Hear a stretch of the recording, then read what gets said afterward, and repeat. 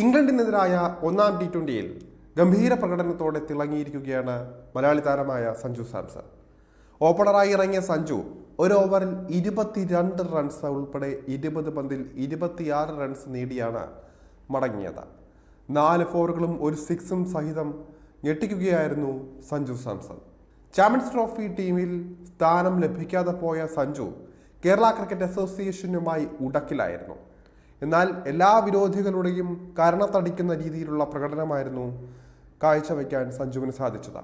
ബാറ്റിംഗിലെ വെടിക്കെട്ട് കൂടാതെ വിക്കറ്റ് കീപ്പിങ്ങിലും സഞ്ജു സാംസൺ തീയായി മാറുകയായിരുന്നു. ഓപ്പണറായി ഇറങ്ങി തല്ലി തകർക്കാൻ ഇറങ്ങിയ സഞ്ജു തന്റെ റോൾ ഭംഗിയാക്കി എന്ന് വേണമെങ്കിൽ പറയാം. ഏറ്റവും മികച്ച തുടക്കം തന്നെയാണ് ഇന്ത്യക്ക് ലഭിച്ചത്. ആ അഗ്രസീവ്നെസ് പിന്തുടർന്നു പോയ ഇന്ത്യയാണ് 13-ാം ഓവറിൽ തന്നെ വിജയം കണ്ടത്. ജോഫ്ര ആർച്ചറുടെ പന്തിലാണ് സഞ്ജു മടങ്ങിയത്. വലിയ ഷോട്ടിന് ശ്രമിച്ച സഞ്ജുവിനെ ബൗണ്ടറി ലൈനിൽ ഗിവ്സ് ആറ്റ്കിൻസൺ ക്യാച്ചിലൂടെ മടക്കുകയായിരുന്നു. 1-ാം വിക്കറ്റിൽ അഭിഷേക് ശർമ്മയുമായി ചേർന്ന് 41 റൺസിന്റെ മികച്ച കൂട്ടുകെട്ടുണ്ടാക്കി മികച്ചൊരു അടിത്തറ ഉണ്ടാക്കിയിട്ടാണ് സഞ്ജു മടങ്ങിയത്.